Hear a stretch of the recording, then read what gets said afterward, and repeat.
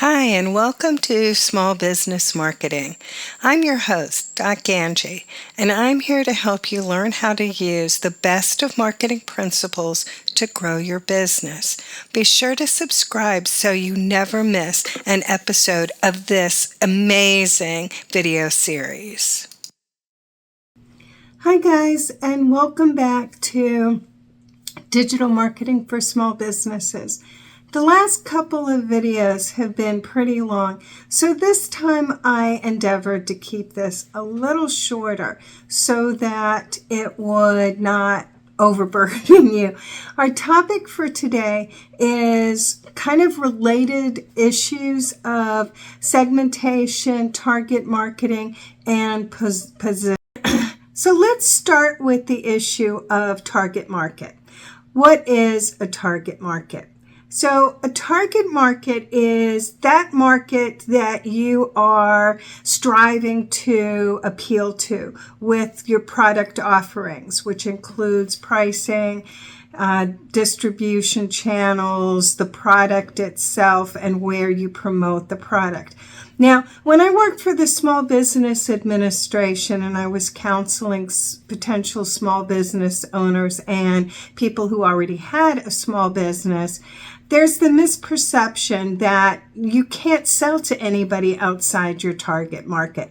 And that's totally not true. You can sell to anybody that you want to. The idea behind a target market is that you are especially appealing to this group of people as opposed to just anybody. And that's going to be much more successful than trying to be everything for everybody, which never works. You can have a niche market, which is appealing to a relatively small market. And as a small business, this is going to be much more effective for you.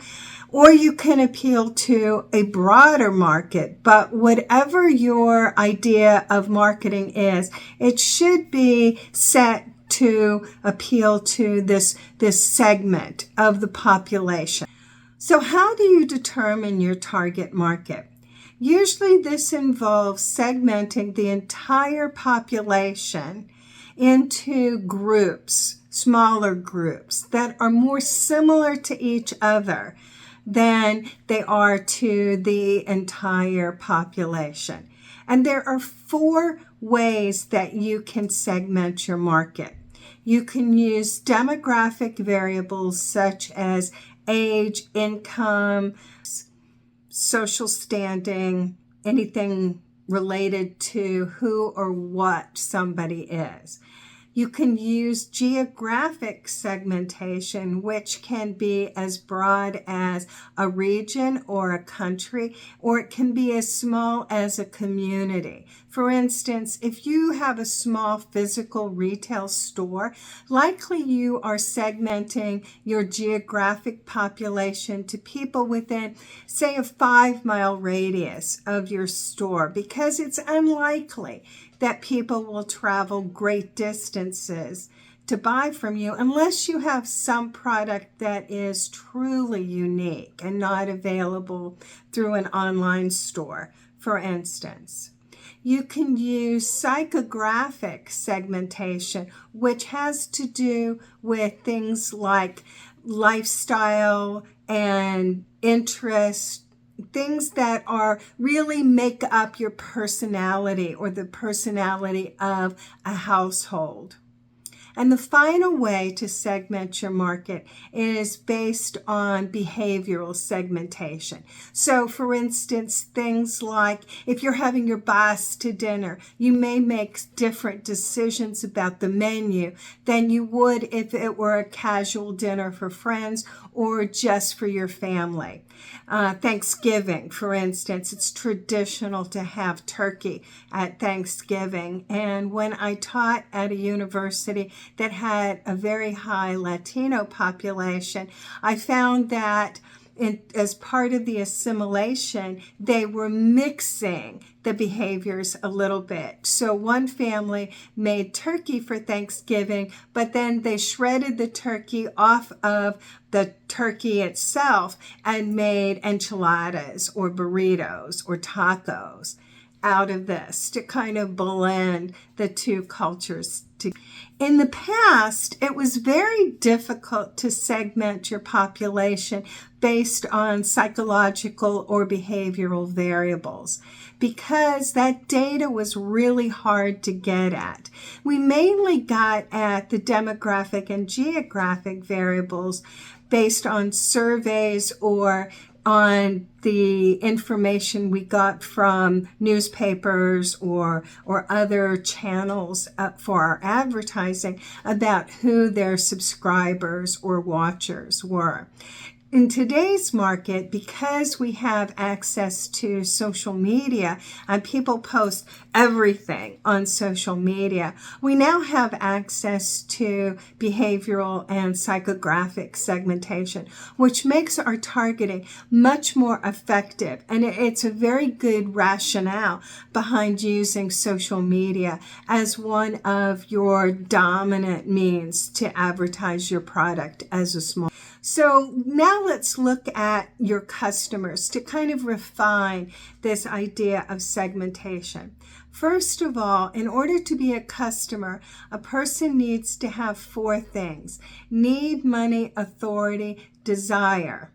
All right. If they don't have one or more of those things, they might influence purchases, but they don't actually make purchases. So for instance, small children influence their parents' decisions. And this is why fast food restaurants advertise their kids' menus so extensively and add toys to the kids' menu, is as a means to encourage the kids to influence their parents about their choice of restaurants. In order to choose a good target market, you're looking for a couple of characteristics. First of all, you want something that is enough people to comprise a target market. If you target a small population, it may not be enough people to sustain your business model. You're also looking for growth in that market. Is this a market that is expanding or is it contracting? Because you want a market that will be successful for you in the long run, not just today. You also want a way to reach that target market. And again, social media is a very effective way to do that because you can reach very specialized, very highly targeted marketing groups with social media. They also have to be distinct from each other in some way. For instance, they might have different pain points that are important for them. So you're looking for all 4 of those characteristics when you determine your target market. Now, you don't have to just have a single market, a single target market. It's perfectly acceptable to have multiple target markets as long as you clearly define those markets and as long as you have some segment of your marketing that is aimed directly at that individual target market. You also want to look at customer lifetime value. Customer lifetime value involves reaching customers who have the potential to buy either a high volume of product from you, we call that average sales volume, or to buy from your company over a long time span. In building your target market, we like to look at building personas, and this image gives you a good idea of what personas look like. We often give these names that represent that target market as a shorthand to kind of keep them in your mind. I like to visualize people that make up an individual persona, and then gear everything that I do towards that specific persona. The data that you need to build personas can come from lots of sources. Again, social media is a good way to build personas, and advertising platforms like on Facebook will tell you how many people have this interest that are users of Facebook, and other platforms do the same kind of thing.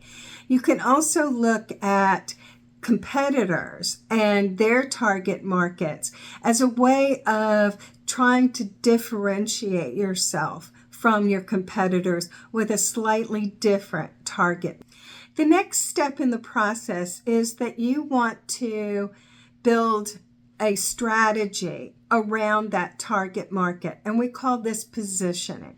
And that means that your advertising uses images that will resonate with a particular target market, as well as slogans, color schemes. Every element of that ad is going to be positioned towards a specific target market. The same with products. You want products that will appeal to your individual target markets. Finally, you want to look at the customer journey. Different customers may reach your website through different channels, and they may have a different journey through your website or through your social media. And so you want to use your analytics to help you determine different customer journeys and then build on those customer journeys as part of your marketing. So that's it for today. Thanks for tuning in, and be sure to subscribe so that you never miss a session of digital marketing to small businesses.